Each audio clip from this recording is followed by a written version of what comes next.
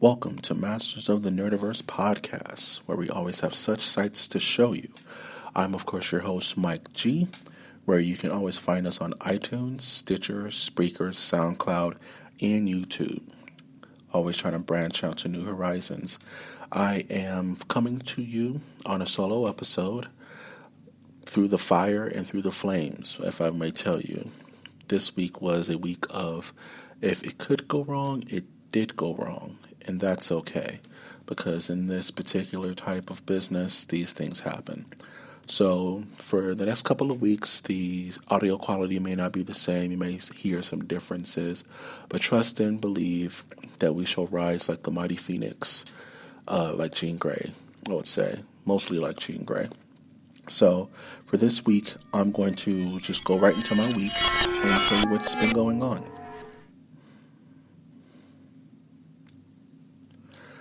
Yes, so for this week, it's been a very slow week, actually, in regards to getting things going, in that sense, meaning finding things to actually get around to. I played a lot more Injustice on PS4. There were some really good multiverse options that I was able to utilize for a lot of my characters. Leveled Cyborg a bit more. He's kind of a fun character. Played a lot of Atrocitus, too. That character seems to be very, very fun. So I'm going to dig a bit more into Atrocitus. And for those who don't know who that is, he's the leader of the Red Lanterns, a sect of Lantern Corps that doesn't rely on willpower, but they rely on rage and anger. One thing I love about the Lantern Corps is that for each strong emotion, there's a core to represent it. Don't want to go too much into detail about it. Just know it's cool. I also got to watch a movie called Art of the Steal, as in to steal something, not as Art of Steel. That sounds like a kung fu movie. I was watching that on Amazon Prime this past weekend. It was pretty good. It had Matt Dillon, Kurt Russell, and a few more actors in it. It was a good heist movie. It kind of reminded me a lot of a mix of like Fargo and Ocean's 11. So if you're into heist movies, I would definitely check it out. It's free if you have Amazon Prime. So go ahead and check that out. Definitely played a bit more Kingdom Hearts Collection. I'm actually not all the way, but I'm a little bit further, all the way to the Tarzan level. So I'm very interested to remember how to beat that stage. It's all a bit of trying to remember from playing a game back on the PS2 era. That's PlayStation 2 for those who don't know the lingo. So that game was really fun. I have so far to go in that entire collection. Really excited to knock those out and stream a bit of those as well. And to wrap up my week, I actually watched the original Friday the 13th, which is actually one of my favorite horror films of all time because of the misdirection. And watching these movies, I mentioned in podcasts earlier, watching movies like this, now as an adult, you see things in different perspectives. You see how much of a knucklehead the actual campers were. You kind of empathize for Miss Voorhees. Spoiler alert, she's the killer. And I would say it's a very good critique back then on Vice Proceed, Slice and Dice, which is usually what they say in regards to those slasher movies of the 70s and 80s that kind of went into the 90s a little bit with Scream. So if that's one of those movies you just haven't come around to seeing, the very first Friday the 13th, I would definitely check it out because it stands up very well. And it's one of those films that you can watch a couple times and see little things differently. Tom Savini does the gore work on that one, I believe. And of course, it's top notch. Yes, he does, because there's an actual outtake where I don't want to spoil the end of the movie, but it's something that he worked on. So I would definitely check that out. So that's pretty much my week. I kept it real simple this week. I'm not going to go into how all my equipment just died on me, and I'm pretty much recording from a bunker at the end of the world right now, but that's fine. I'm just going to mention it happened. That's totally cool. These things happen. But I have things set in motion that my systems are going to be better than ever. That being said, I am very happy to be distracted and amused by this week's news.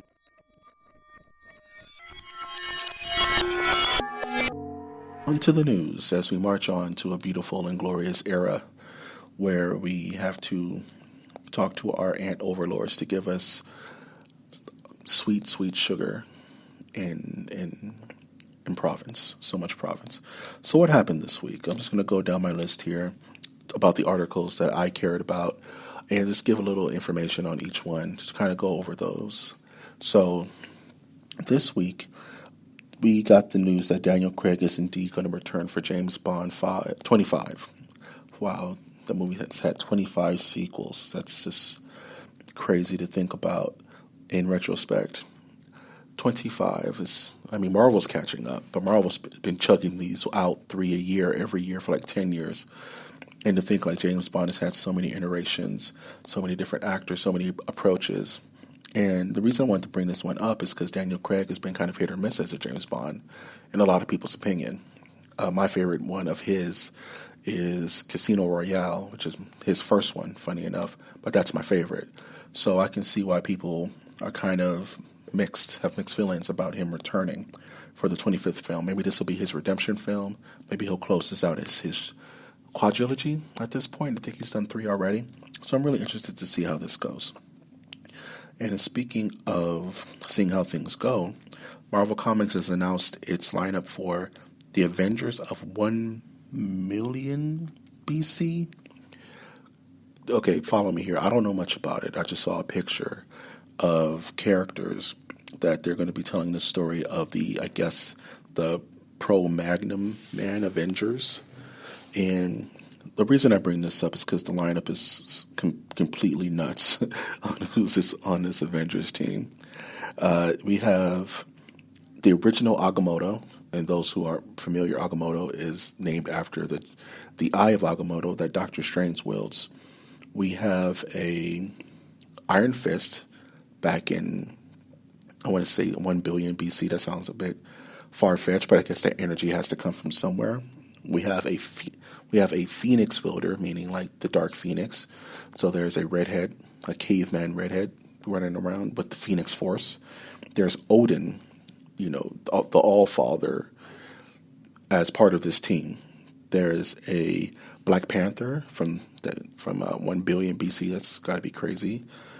And there's a Ghost Rider riding a flaming skeletonized mammoth. Ghost Rider's riding a flaming woolly mammoth that's just a skeleton face. I'm going to buy the book just on that. I just want to draw that. I have to draw that at some point. I don't know what the storyline is going to be with this many heavy hitters. I don't know what the threat could be. Like, is it Galactus? I would love to see like a 1 billion BC Galactus and what that would look like. Or maybe some of the older, like, Immortals, the Eternals, maybe. Very curious on this storyline. So we'll see where that goes. And in other news, we actually found out that Walmart canceled its Super Nintendo Classic pre-orders. And the reason I bring this up because I hate Nintendo in the way that they actually stock their hardware. It's always an issue with them. This is the reason why I don't have a Switch now. It's the reason why I didn't get an NES Classic. And I'm not going to get an SNES Classic unless I want to stand in line at Best Buy at 3 o'clock in the morning elbowing people for room and space because they always understock their inventory. It's the most annoying thing in the world. And they do it to glamorize the actual item, but all it does is piss people off because we can't get the thing we want because you want it to be sensationalized. So would I want an SNES Classic? A SNES Classic? Of course I would. The thing looks cool. I wanted a NES Classic. Something you can carry around in your bag and just start playing video games wherever you want. You're stuck at grandma's house while she's cooking and you're bored out your skull, just plug it into the TV. You're good to go. I mean, you're out and about and there's like a monitor somewhere, like at a party or a club. Just plug it up. Let's go. So I can see the interest there. I just hate the way that their practices are. I wish they would change it. I really, really, really, really do. This is one thing that came later in the week. It actually aired this Monday, but since the podcast was late, it gave me some time to catch up on some things that I normally wouldn't have spoken about. And this one really gets my goat, as it were, is Zazie Beetz, which is an actress, is they did her first introduction as Domino in Deadpool 2. And for those who don't know who Domino is, she's a X-Men character that's been around since the 90s, I want to say. Has a very distinct look. Domino, she's usually an assassin, black leather, pasty white skin with a domino, half a domino mask over her right eye, I want to say. Standard kind of pale Anglo-Saxon, individual, which is fine.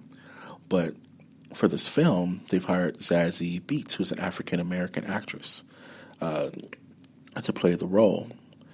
And the backlash that I've seen about this new character design is borderline disgusting. I mean, it irritates me a lot because, one, it's okay to change these characters around.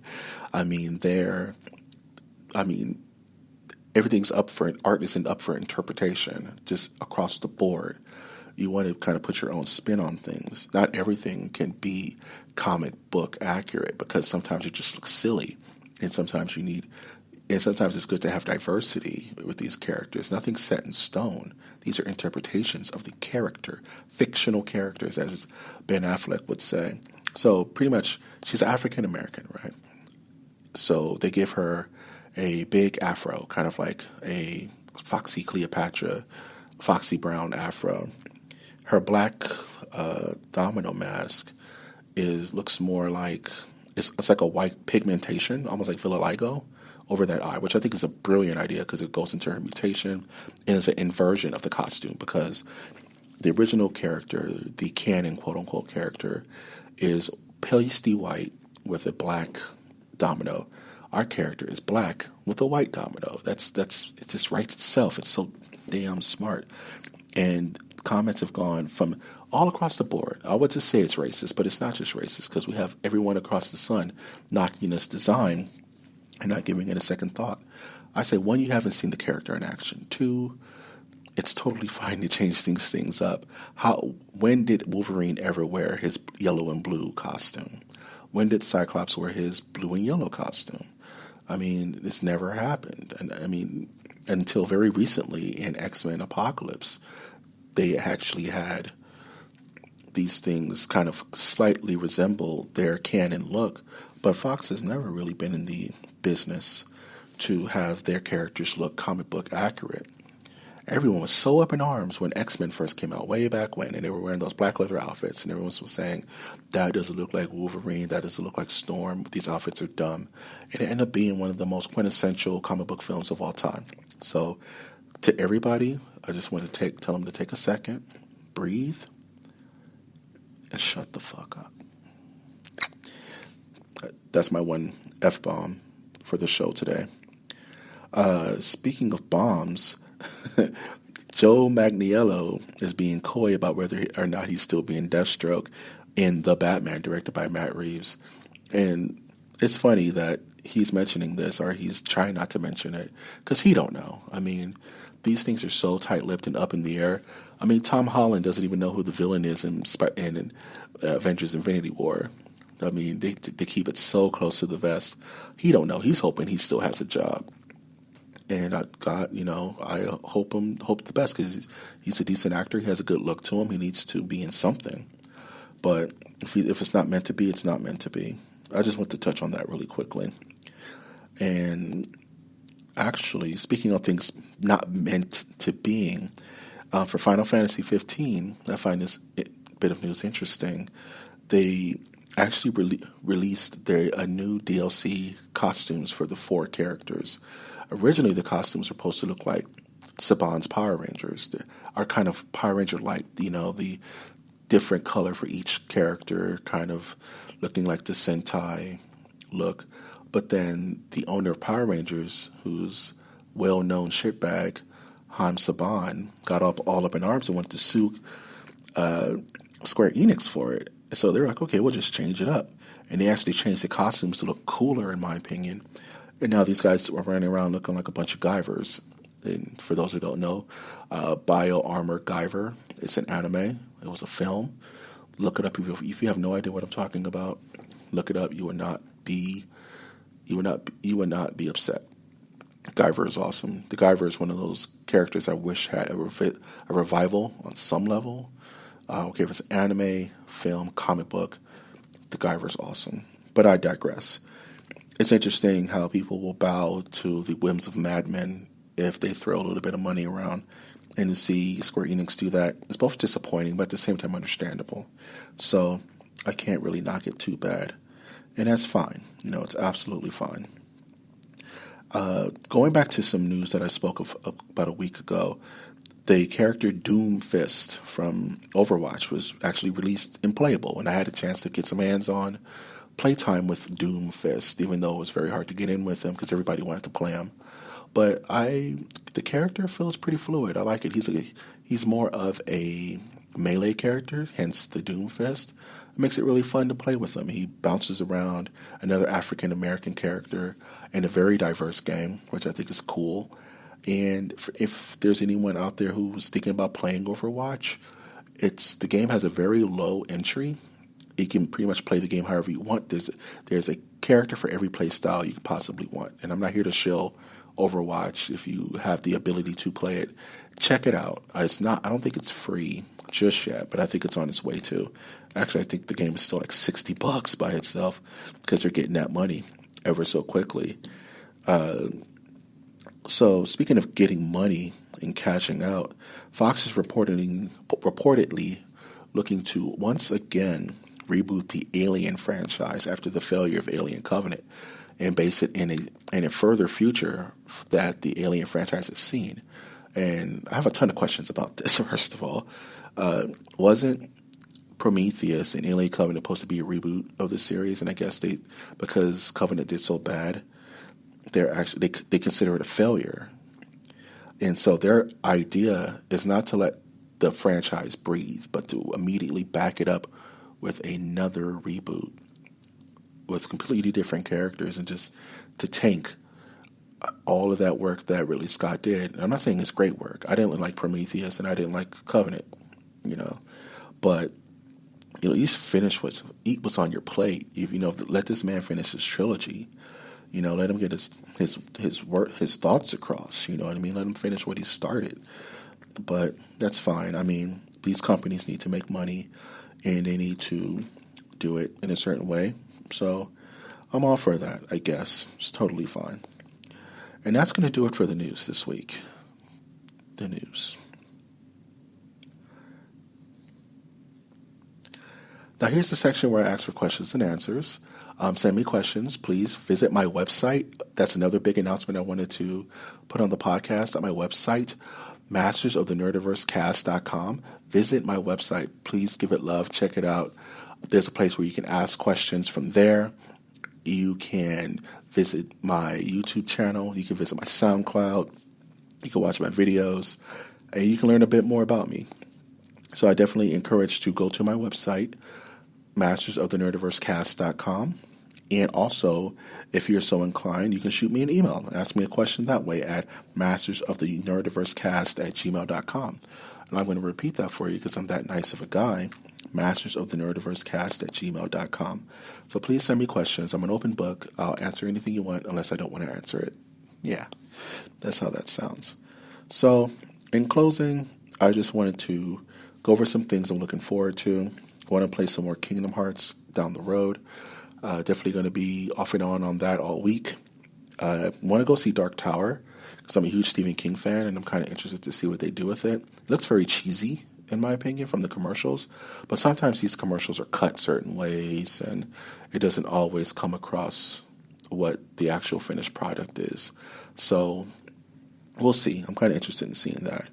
Definitely looking to get a steady co-host, someone who's going to be on with me every week. And that's always going to be like that's my next big thing is to find someone who has some vocal, just a vocal, I would say, that's drawn to it. I haven't taken vocal classes, but I'm passionate about this, and I just want to find someone who's equally as passionate as me. So that's what I'm looking for right now, as well as have more new guest hosts on as well. Definitely want to have a guest host and keep these solo episodes to a minimum. So that's my plan at least. And that's what I'm going to go through. Definitely want to do more artwork. Definitely, I'm an artist at my heart, so having a podcast is an excuse to do more really good artwork for the podcast. Hope you like this week's artwork. It's a bit different, but I really fell in love with it once it was completed. And that's about it for my show. I just want to thank you for listening. Thank you for being a part of this journey that I've taken on, rain or shine, to bring you my point of view on these things and share one point of view from one master of the Nerdiverse to another. Like, as always, you can find us on iTunes, Stitcher, Spreaker, SoundCloud, and YouTube. And please feel free to leave a like, comment, or subscribe on any of those channels that you happen to come across my little old podcast. And please send me a follow on Twitter. That's at mnerdiverse. That's MN and then the rest of the word Nerdiverse. I have been your host, Mike G. Thanking you for stopping by and always asking you to go that one step beyond.